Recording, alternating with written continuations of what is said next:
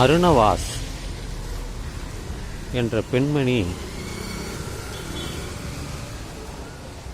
2 நாள் இரவு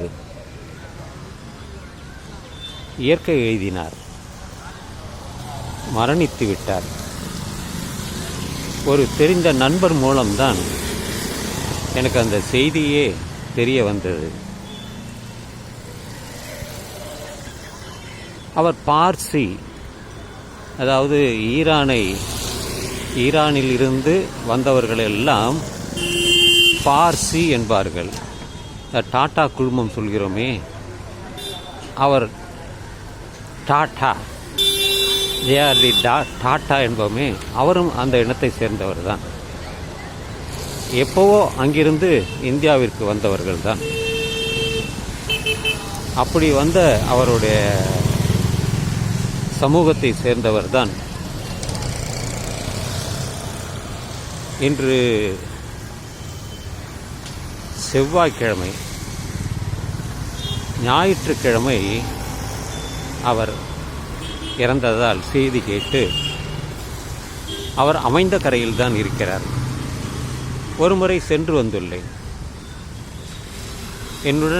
அவருடன் நான் வேலை பார்த்தேன். Ummidi Bangaru jewellers, Nungambakkam, mount road அருகில், அண்ணா சாலை, அதனுடைய பாலம் அருகில்தான். நன்றாக பேசுவார். நட்ராஜன் என்று நல்ல உரக்க குரலில் பேசுவார். இன்றும் எனக்கு அந்த காதில் இருக்கிறது, ஒலித்து கொண்டே இருக்கிறது. ஆங்கிலத்தில் தான் பொதுவாக பேசுவார்.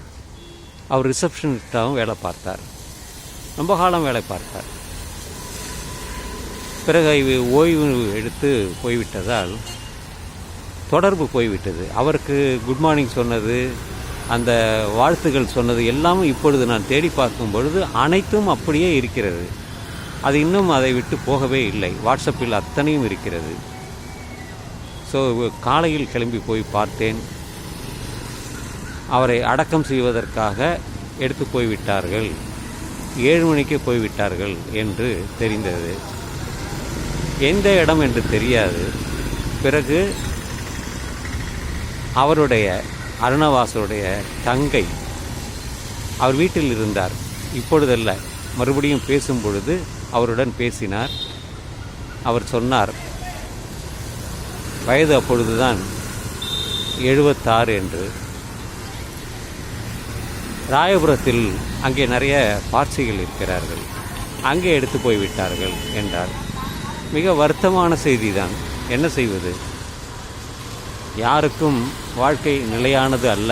எப்பொழுது மரணம் வரும் என்பது யாராலும் தீர்மானிக்க முடியாது. அப்படி அவர் மரணித்து போனதால் சோகம்தான். என்னுடன் வேலை பார்த்தவர் தான். செய்தி கேட்டு சும்மா இருக்க முடியாதே என்பதற்காக நான் போய் பார்த்துவிட்டு படத்தை வாங்கி கொண்டேன். வினயகுமார் என்பவர் உம்முடி பங்கார் ஜுவல்லர்ஸ் வேலை பார்க்கிறார். அவர் ஒரு படத்தை அனுப்பி வைத்தார். அதை வைத்து என்னுடைய யூடியூப் சேனலுக்காக எப்போவும் எனது ஞாபகத்தில் இருக்கும். அதற்காகத்தான் அதை நான் பதிவிடப் போகிறேன். அதற்காகத்தான் இந்த தகவலையே நான் இப்பொழுது பேசி வருகிறேன். சற்று முன்பு ஒரு 6 மணி அளவில் மழை பொழிந்தது. வீட்டிலேயே காத்திருந்தேன். தூறல் அடங்கிவிட்டது. உடனே வந்துவிட்டேன். இதுதான், இப்போ மடைப்பயிற்சி முடித்துவிட்டு திரும்பி தொடர வேண்டும். எனவே நண்பர்களே, எல்லோருக்கும் மரணம் வரும். நமக்கு தெரிந்தவர் என்று வரும்பொழுது அது நமக்கு சோகமாக இருக்கிறது. அதனால்தான் இந்த பதிவு.